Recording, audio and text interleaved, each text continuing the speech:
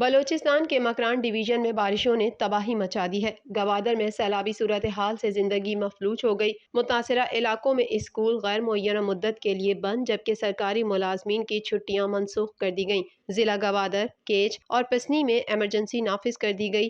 سینکڑوں گھروں کو نقصان پہنچا۔ گوادر کو آفت زدہ قرار دے دیا گیا۔ متاثرہ علاقوں میں امدادی کام شروع کر دیا گیا۔ نقصانات کا تخمینہ لگانے کے لیے سروے ابھی جاری ہے۔ کمبل، خیمے، سلنڈر، ادویات، کھانا اور دیگر ضروری اشیاء کی ترسیل بھی شروع کر دی گئی ہے۔ امدادی کاموں کی نگرانی کے لیے پی ڈی ایم نے کنٹرول روم قائم کر دیا ہے۔ محکمہ موسمیات کی جانب سے آنے والے دنوں میں مزید بارش اور برف باری کی پیش نظر قومی اور رابطہ سڑکوں پر کسی بھی ہنگامی صورتحال میں ٹریفک کی روانی کو برقرار رکھنے کے لیے ضلع انتظامیہ، پی ڈی ایم اے اور این ایچ اے نے بھاری مشینری پہنچا دی ہے۔ محکمہ موسمیات کی جانب سے ملک کے سب سے بڑے شہر کراچی میں آج گرج چمک کے ساتھ بارش کی پیش گوئی کی گئی ہے، جس کے بعد شہر میں سردی میں اضافے کا بھی امکان ہے۔ محکمہ موسمیات کے مطابق کراچی شہر میں آج شام یا رات میں گرج چمک کے ساتھ بارش ہونے کا امکان ہے، جبکہ آئندہ 24 گھنٹوں کے دوران مطلع ابر آلود رہ سکتا ہے۔ محکمہ موسمیات کے چیف میٹرولوجسٹ سردار سرفراز کے مطابق مغربی ہواؤں کا سلسلہ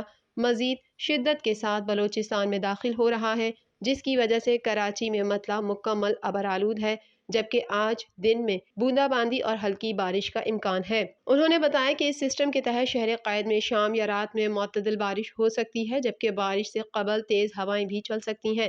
سردار سرفراز کا یہ بھی کہنا ہے کہ کراچی میں 8 جنوری سے سردی کی شدت میں اضافے کا امکان ہے، جبکہ مغربی ہواؤں کا اگلا سلسلہ 16 یا 17 جنوری کو بلوچستان پر پھر اثر انداز ہو سکتا ہے۔